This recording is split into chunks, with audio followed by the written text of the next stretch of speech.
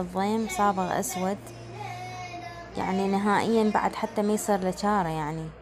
لكن أني قدرت شلون سرحت الهياب مسرحات يعني قوية وبروتينات تغذي الشعر، اللي هو أنا دائما أستعمله. بنات اللي أنصحكم بيه يعني حبيباتي، دائما من تروحون صالونات يعني لازم تختارون إيش يعني بروتين خاص لشعركم. يعني انتو هسه البنات اكيد شعركم كلش تعبان. بالنسبة اللي تعبه هو المي المي مالتنا كلها املاح. الشامبوات كلها تعبانة، كلها املاح، مواد كيميائية، هذا كلها تتعب الشعر. فانصحكم بنات انه انتو تختارون المواد الزينة وتختارون الكوافيرات الزينة، مو اي مكان تروحون او تروحون على الرخص مثلا.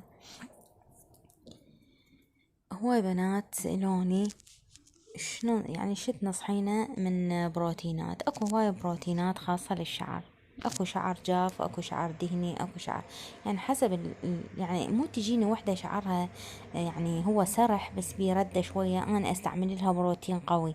لا، البروتين القوي يستعمل شعرها افريقي، اما اللي شعرها سرح إلى بروتين خاص يعني قليل مو قوي يعني. ف والشامبوات كذلك، الشامبوات أنصحكم بنات، أنصحكم اللي شعرها تالف من الأصباغ، من المسرحات، من أي شي، لا تستعملون شامبوات، لأن الشامبوات هذه كلها مواد كيميائية. يعني أنصحكم شامبو هذا نونو العادي اللي احنا ناخذه مال الأطفال، هذا خالي من الكيميائيات. صحيح هو يعني تحسوا شلون يعني يجعد الشعر او يخشبه مثلا احنا نقول. اي صحيح، بس انتي بمرور الوقت من راح تستعملي تدرين ايش راح ينطيج قوة للشعراية، راح تشوفيها كلش قوية ومتماسكة، مو شوفيها مثلا طرية وخفيفة وتنقطع بسهولة يعني. هذا الشامبو نونو كلش مفيد يعني، وهاي فائدته وفوائده كلش هواية هو. ومع هذا أنصح من طلعين من الحمام دائما الشعر تحطي له سيروم، بس من طلعين من الحمام يعني مو يوميا أنصحك بيه هذا الشي. سيرومات خاصة بالشعر أي شي يعني. وبعد عندي الشغلة الشعر شلون يفقد خاصيته، وشلون الدهون اللي فروة الرأس اللي هي أساسا بالشعر، البروتين الخاص بالشعر، شلون هذا ينفقد منين؟ من أثر الكاوية، الشسوار، هاي المواد كلها تسلب البروتين هذا الخاص بشعرك كله، السلبة وتطلعه من الشعر، فتلقين شعراتك كلش تعبانة. فأنصح أنه بعد هاي الكاوية أو شيء قبل الكاوية أنه تحطين سيرومات خفيفة على الشعر، مو أي سيروم، لا سيروم خاص للكاوية، سيروم خاص للشسوار. وبعد حبيبتي مثل ما أني هسه دا أنصحكم بهاي النصائح، شفتوا هسه قدامكم هاي الصورة اللي أنا حاطتها، هاي خطية يعني كلش جدي حالتها النفسية تعبانة. سرحت لها بروتين فقط، يعني مو مسرحات هاي القوية، لا بروتين فقط.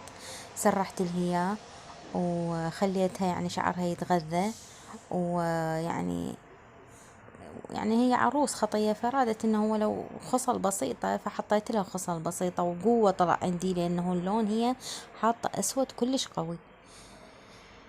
فلهذا انصح اني يا بنات دير بالكم من هاي الشغلات التسريح، وخاصة هذا التسريح. يعني أنا هسه كوافيرة صحيح، بس أنصحكم إنه تستخدمون أو تشوفون المادة الصحيحة والمضبوطة، لأنه إذا استخدمتوا مواد دائما تستخدمون مواد تسريح مو زينة، فهاي مضرة بصحتكم، وخاصة هاي المواد التسريح لأنه كلها مسرطنة.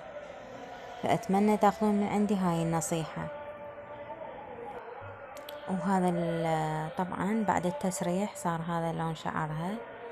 وطبعا قوة سوينا لها هاي اللون قوة يعني، وإلا هو ما يطلع، بس هي رادت شلون ما كان انه لون يطلع، لان هي عروس. هسه عرفتوا بنات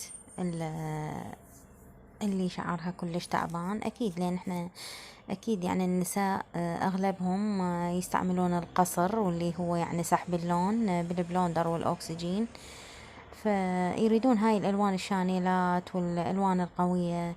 فانصحكم انه باستخدام شامبوات خالية من الكحول. عندنا بعد نصيحة، اللي تريد تصبغ هاي الشانيلات اللي شعرها كلش قوية، يعني شعرايتها قوية، تقدر تسحب يعني أقصد تقصر وتسوي هاي الألوان الشانيل. أما اللي شعرها سرح وخفيف وشعراية ناعمة، ما أنصحها رأسا تيجي تسحب شعر، لا، تحاول إنه تصبغ أي ألوان شقارات فاتح جدا يعني. الصبغة بسهولة راح يطلع لها اللون، لأن هي شعايتها تسحب اللون.